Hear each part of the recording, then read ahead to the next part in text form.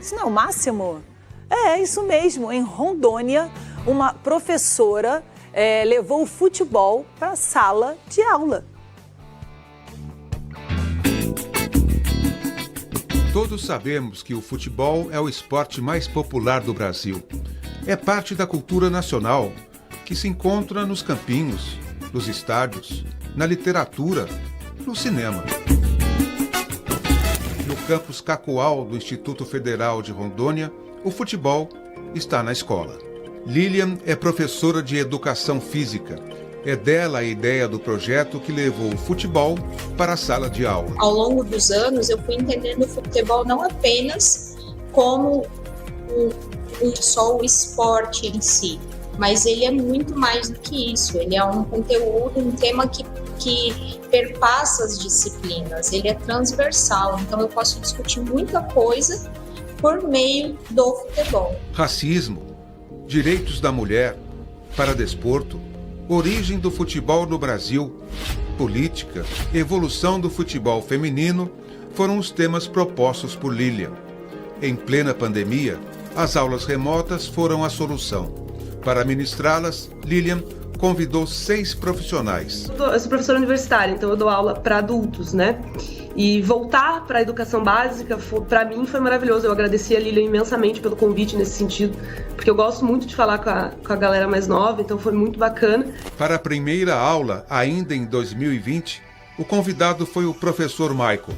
Tema: o negro no futebol brasileiro. Os alunos adoraram a proposta, porque a professora Lilian entrou com a temática do futebol e eu fui contextualizando a inserção do negro, como era o período a qual ele estava inserido após o período da escravidão, como ele estava se amoldando àquela sociedade e como ele começou justamente a ser inserido nas várias camadas sociais através do seu trabalho, através justamente da sua participação na sociedade. Suzana, ex-jogadora do Juventus, do Corinthians e da seleção brasileira, falou da evolução do futebol feminino. Aqui em São Paulo, o futebol feminino na década de 80, ele vem sendo praticado, ele vinha sendo praticado, mas sempre na margem, né? Então era no Bororé,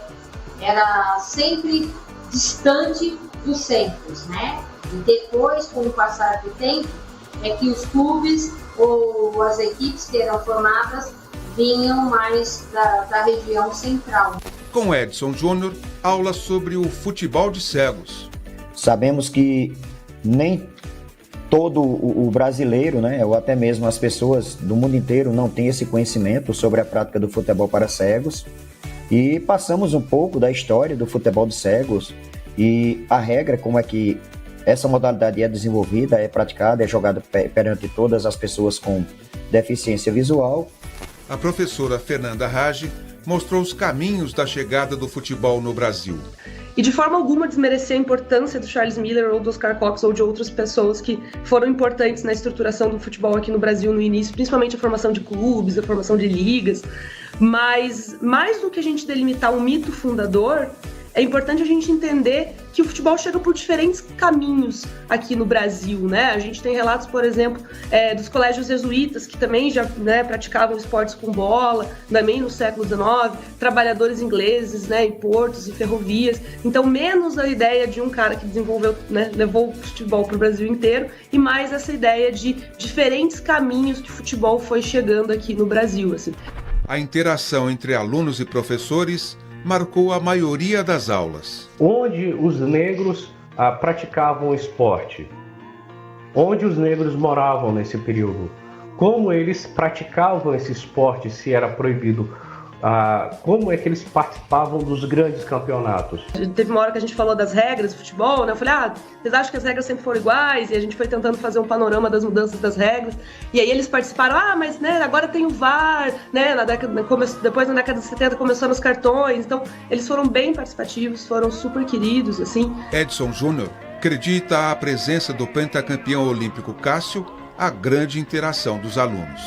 O Cássio contou um pouco da história dele, de como ele chegou a praticar o futebol de cegos. Cássio é um dos nossos atletas que ele perdeu a visão com 14 anos de idade e ele passou todas essas experiências desde quando ele enxergava até mesmo quando ele perdeu a visão. Para este 2022, Lilian está otimista. Agora, presencialmente, a ideia é poder usar o auditório do campus, né, para que a gente faça à distância mesmo, né, remotamente, mas os alunos dentro do campus e a gente conversando com os convidados. Para terminar essa aula sobre o futebol além das 4 linhas, um aviso. O Ludopédio, que é um site acadêmico que fala sobre futebol, e junto com o Instituto Federal de Rondônia, Campus Cacoal, a gente está planejando um evento para ser em junho, discutir justamente isso, o futebol na escola, sobre essas vertentes que eu te falei. Genial! Bom, futebol na escola. Futebol na escola, é genial isso, bom demais.